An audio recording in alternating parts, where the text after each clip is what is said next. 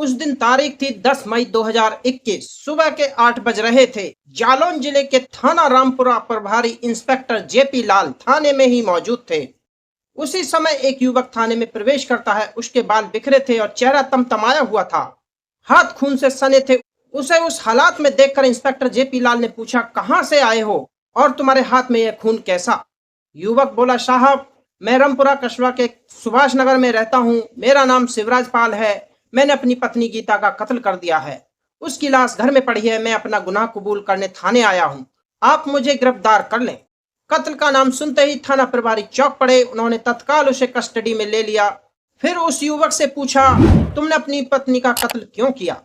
युवक कहने लगा, साहब, मेरी पत्नी बदचलन थी। हवस का भूत उस पर सवार रहता था। उसने घर की इज्जत को दांव पर लगा दिया था। बीती शाम में पड़ोस के गांव में गया था। वहां रिश्तेदार के घर शादी थी। सुबह 4 बजे घर आया तो घर का दरवाजा अंदर से बंद था। कुंडी खटखटाई और आवाज लगाई, लेकिन पत्नी ने दरवाजा नहीं खोला।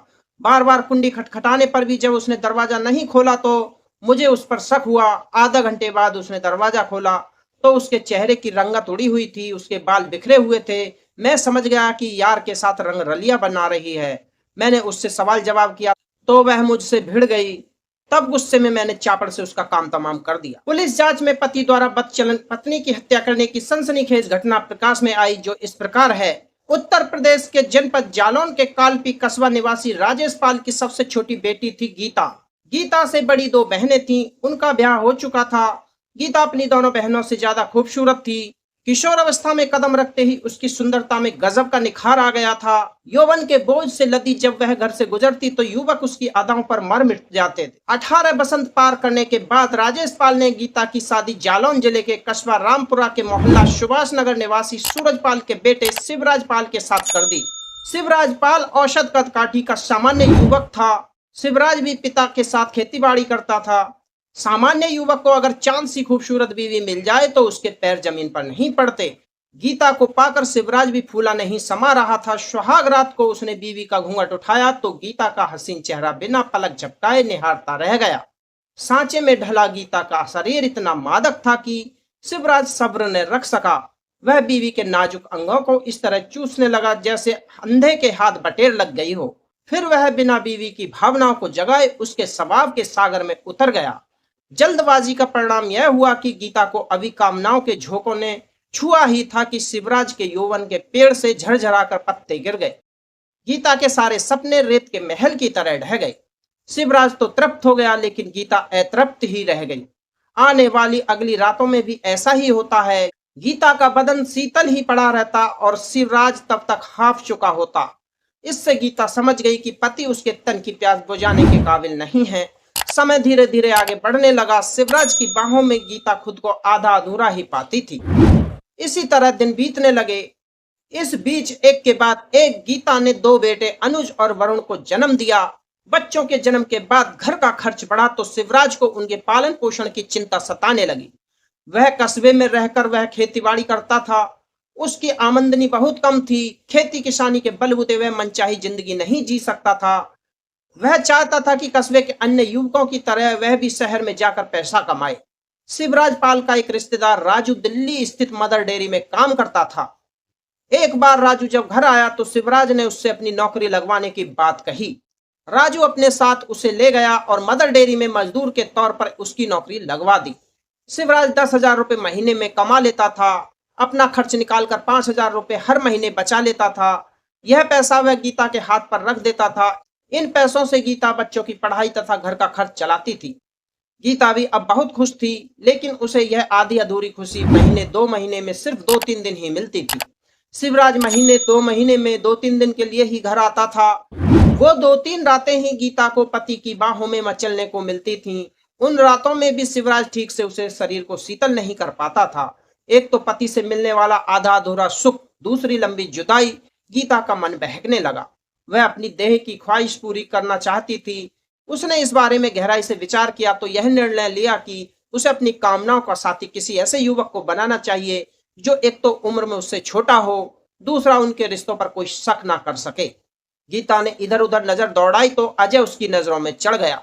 अजय शिवराज का चचेरा भाई था, पड़ोस में ही रहता था। वह अविवाहित होने के साथ शरीर से हष्ट पुष्ट था। अजय गीता का बहुत सम्मान करता था और उसका कोई भी काम बिना कहे ही कर देता था। शिवराज के घर उसका बेधड़क आना जाना था। 25 वर्षीय अजय दूध का व्यवसाय करता था। वह दूध की डेयरी पर बैठता था और दूध की खरीद फरोख्त करता। इस व्यवसाय में उसे अच्छी कमाई हो रही थी। वह बन सवर कर रहता था, खूब खर्च करता था। गीता के बच्चे भी उसके साथ हिल मिल गए थे। गीता की नजरों में देवर चढ़ा तो वह उसके साथ खूब हंसी मजाक करने लगी। अजय भी चंचल भाभी की बातों को खूब रस लेता था। अजय भी चंचल भाभी की बातों में खूब रस लेता। कभी कभी गीता हंसी मजाक में ऐसी बात कह देती जिससे अजय झेप जाता। गीता के मन में पाप समाया तो वह अजय से कुछ ज्यादा ही खुलती चली गई। भाभी की आंखों में एक अजीब सी प्यास देख अजय भी समझ गया कि वह उससे कुछ चाहती है। गीता ने उसकी नजरों की भाषा पढ़ी तो नारी तन के गूढ़ रहस्य को जानने को उतावले अजय को बहाने से वह अपने स्वभाव की झलक दिखाने लगी। कभी आंचल गिराकर वक्षों की दूधिया घाटी दिखा देती तो कभी गोरी गोरी राने। जवानी का पहला फल चखने को उत्साहित अजय भाभी के सबब की झलक देखता तो उसकी आंखें सुलग उठती। गीता यही तो चाहती थी कि देवर की देह में आग भड़के। जब गीता को लगा कि देवर भाभी की वासना का चूल्हा फूंकने को तैयार है तो उसने एक प्लान बनाया। एक दोपहर जब बच्चे बुआ के घर थे और वह घर में अकेली थी तो उसने अजय को फोन करके घर बुलाया। अजय भाभी के घर पहुंचा तो पाया वह चादर ओढ़े बेड पर लेटी है। अजय के अंदर आते ही गीता ने कहा, अजय दरवाजा अंदर से बंद कर दो। अजय ने दरवाजा बंद किया और धड़कते दिल से भाभी के बगल में बैठ गया। गीता ने प्यार से अजय का हाथ पकड़ा और फिर प्यासे स्वर में बोली, अजय तुम्हारे भाई ने मेरी जिंदगी बर्बाद कर दी। जमीन की प्यास तभी बुझती है जब उस पर हल चले और बरसात की तेज फुहारे पड़े। तुम्हारे भाई से कुछ नहीं होता। मैं ब्याहता होकर भी आधी अधूरी ही हूँ। वह आग तो लगा देते हैं लेकिन बुझा नहीं पाते, इसलिए तुम्हारी मदद मांग रही हूँ। अजय हतप्रभ था। भाभी इस अंदाज में पेश आएगी उसे उम्मीद न थी। वह कुछ सोच पाता उसके पहले ही गीता फुसफुसाई, देखो तो मेरे पास क्या नहीं है, लेकिन तुम्हारे भैया कभी भी मेरी प्यास नहीं बुझा सके। बताओ मैं कहाँ जाऊं। घर की बात घर में ही रहेगी, इसलिए अपना दर्द तुम्हें सुना रही हूं। कहने के साथ गीता अजय से लिपट गई। जवानी के पायदान पर कदम रख चुके अजय के लिए तो यह सुनहरा मौका था। वह उस वक्त कुछ भी सोचने की स्थिति में नहीं था। एक प्यासी जवान देह उससे लिपटी हुई थी और कामनाओं की भीख मांग रही थी। उससे भी रहा नहीं गया। अजय ने भी उसे बाहों में भर लिया। फिर तो कमरे में चित्कार की आवाजें गूंजने लगीं और पूर्ण तृप्ति के बाद ही दोनों एक दूसरे से अलग हुए। उस रोज के बाद देवर भाभी पाप की राह पर चलने लगे। गीता खेली खाई थी तो अजय नौजवान। बिस्तर पर वह उसे जैसे नचाती थी वह वैसा ही नाचता था। लगभग 2 साल तक दोनों का वासना का खेल बिना बाधा के चलते रहा। कहते हैं पाप ज्यादा दिन छिपता नहीं है। गीता और अजय के साथ भी ऐसा ही हुआ। गीता को दिन में अजय का साथ पाने का मौका कम मिलता था, अतः वह रात को उसे घर बुला लेती थी। एक रोज जेठानी सरला ने रात में अपनी छत से गीता और अजय को आपत्तिजनक स्थिति में देख लिया। उसने यह बात अपने पति मनोज और घर की अन्य महिलाओं को बताई। औरतों में कानाफूसी हुई तो कलयुगी भाभी की पाप लीला की चर्चा पूरे मोहल्ले में होने लगी। शिवराज पाल को जब बीवी की बेहयाई पता चली तो उसने गीता से जवाब तलब किया। गीता ने त्रिया चरित्र का सहारा लिया। जिनके पति परदेश में होते हैं उनकी पत्नियों को इसी तरह बदनाम किया जाता है। अजय घर आता जाता है, हमारा छोटा मोटा काम कर देता है, मुझसे हंस बोल लेता है, बस जलने वालों के दिल पर सांप लौट गया और तुम्हारे कान भर दिए। वह मेरा रिश्ते में देवर है, क्या मुझे रिश्तों की समझ नहीं है। शिवराज के पास कोई ठोस प्रमाण नहीं था। उसे बीवी की बात सुनकर चुप रह जाना पड़ा। लेकिन शक ऐसी चीज है जो एक बार पैदा हो गई तो फिर मन को मथती रहती है। शिवराज ने भी बीवी और चचेरे भाई के रिश्ते की असलियत जानने की ठान ली। वह बीवी पर निगरानी रखने लगा। दोनों को रंगे हाथ पकड़ना चाहता था, इसलिए जल्दी जल्दी घर आने लगा। घर आने की सूचना वह बीवी को नहीं देता था। एक रोज शिवराज पाल ने गीता और अजय को आपत्तिजनक स्थिति में पकड़ लिया। शिवराज ने दोनों की खूब पिटाई की और उन्हें धमकी दी कि भविष्य में यदि दोनों ने यह दोहराया तो वह दोनों को चापड़ से काट देगा। उस वक्त जान बचाने के लिए दोनों ने माफी मांगते हुए शिवराज को वचन दिया कि वे आइंदा गलती नहीं करेंगे।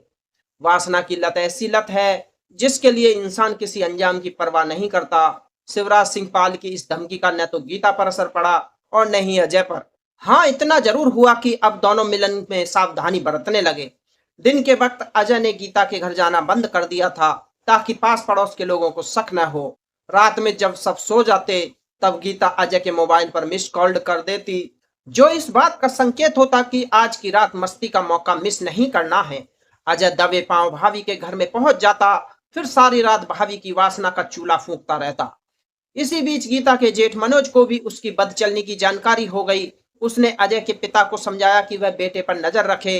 अपने छोटे भाई शिवराज से भी कहा कि अगर बीवी को सुधारना है तो वह नौकरी छोड़कर घर पर आ जाए या गीता को अपने साथ दिल्ली ले जाए। आग और फूस साथ रहेंगे तो अनीति की आग लगेगी ही। लेकिन शिवराज की मजबूरी यह थी कि वह न तो नौकरी छोड़ सकता था, न बीवी को साथ ले जा सकता था। वह समझ चुका था कि गीता ने देवर से अपनी यारी नहीं छोड़ी है। जब भी वह घर आता बीवी का मोबाइल चेक करता, उसमें उसे अजय की कॉल या मैसेज नजर आ जाते। गुस्से में आकर एक रोज शिवराज ने बीवी का मोबाइल ही तोड़ दिया। फिर उसे साफ शब्दों में चेतावनी भी दे डाली, सुधर जा वरना अंजाम अच्छा नहीं होगा। जेठ व पति की पाबंदियां बढ़ी तो गीता का प्रेमी से मिलना बंद हो गया। वह मिलन के लिए छटपटाने लगी। उधर अजय भी भाभी की बाहों में बंधने को तरसने लगा। वह भी तड़प रहा था। अब तक शिवराज के दोनों बेटे 8 और 10 साल के हो चुके थे। शिवराज दोनों को बेहद प्यार करता था। दोनों बेटे कस्बे के स्कूल में पढ़ने लगे थे। बड़ा बेटा तेज दिमाग का था। वह पिता को घर में आने जाने वालों के बारे में जानकारी देता रहता था। बड़े बेटे ने शिवराज को जानकारी दी कि अजय चाचा अक्सर घर आते हैं। आते ही वह हमें घर के बाहर भेज देते हैं। जाने से वह इनकार करता है तो पैसों का लालच देकर घर के बाहर कर देते हैं और दरवाजा बंद कर लेते हैं। बच्चे तो अनजान थे, लेकिन शिवराज जानता था कि बंद दरवाजे के भीतर गीता और अजय क्या गुल खिलाते थे। 2 मई 2021 को शिवराज पाल एक हफ्ते की छुट्टी लेकर दिल्ली से अपने घर आ गया। दरअसल पड़ोसी गांव रायपुरा में शिवराज पाल के रिश्तेदार संजय पाल की बेटी रोशनी की 9 मई को बारात आनी थी। इसी शादी में उसे शामिल होना था। वह छुट्टी लेकर घर आ गया था। शिवराज के आ जाने से गीता और अजय का मिलन बंद हो गया था। यहाँ तक कि उनकी मोबाइल फोन पर भी बात नहीं हो पाती थी। गीता पति की सेवा में ऐसे जुटी रहती थी जैसे वह बहुत बड़ी पतिव्रता हो, लेकिन मन ही मन वह पति से कुढ़ती थी। उसे शादी के एक सप्ताह पहले पति का घर आना अच्छा नहीं लगा था। 9 मई 2021 की शाम 5 बजे शिवराज पाल सज धज कर शादी में शामिल होने पड़ोसी गांव रायपुरा चला गया। पति के जाने के बाद गीता ने घर का काम निपटाया, फिर रगड़ रगड़ कर स्नान किया। इसके बाद सज सवर कर उसने अजय को फोन किया, देवर जी आज मौज मस्ती करने का अच्छा मौका है। तुम्हारे भैया शादी में शामिल होने रायपुरा गांव गए हैं। अब वह कल ही आ पाएंगे। आज की पूरी रात हमारी है। हम दोनों बिस्तर पर खूब धमाल मचाएंगे। रात 10 बजे तक घर जरूर आ जाना। भाभी की बात सुनकर अजय कहता है, ठीक है भाभी, मैं जरूर आऊंगा। तुम्हारी बाहों में मचलने के लिए मैं कई हफ्तों से तड़प रहा था। गीता की ननद शिवानी सुभाष नगर मोहल्ले में ही अपने पति के साथ रहती थी। बच्चे मिलन में बाधा ना बने इसलिए वह अनुज व अरुण को उनकी बुआ के घर छोड़ आई। बहाना बनाया कि उसकी तबीयत खराब है, उसने खाना नहीं बनाया और बच्चे भूखे प्यासे हैं। रात 10 बजे अजय बन सवर कर गीता के घर पहुंच गया। गीता उसका ही इंतजार कर रही थी। मौका अच्छा देखकर अजय गीता से छेड़खानी करने लगा, फिर उसे कमरे में ले गया। दोनों के पास अच्छा मौका था। अजय ने दरवाजा बंद किया, फिर गीता को बाहों में भर लिया। दोनों कई सप्ताह से मिलन नहीं कर पाए थे, अतः गीता लता की भांति अजय से लिपट गई। चरम सुख प्राप्त कर दोनों निढाल होकर सो गए। इधर शिवराज पाल को सवारी का साधन मिल गया तो वह उसी समय 4 बजे ही घर आ गया। उसने दरवाजे की कुंडी खटखटाई तो गीता ने दरवाजा नहीं खोला। कई बार कुंडी खटखटाने के बाद भी जब दरवाजा नहीं खुला तो शिवराज समझ गया कि गीता अपने यार के साथ रंग रेलियां मना रही है। वह दरवाजा तोड़ने ही जा रहा था कि भड़ाक से दरवाजा खुला। सामने पति को देखकर गीता का चेहरा पीला पड़ गया। वह बोली, आप कुंडी खटखटा रहे थे? मैं तो गहरी नींद में थी। शिवराज ने गुस्से में पूछा, गहरी नींद सो रही थी या फिर यार के साथ रंग रेलियां बना रही थी? गीता भी ऊंची आवाज में बोली, कैसी बात कर रहे हो? शक का कीड़ा तुम्हारे दिमाग में हर समय कुलबुलाता है। शिवराज गीता को परे ढकेल कर घर के अंदर पहुंचा। उसने घर का कोना कोना छान मारा, लेकिन घर में कोई दूसरा न था।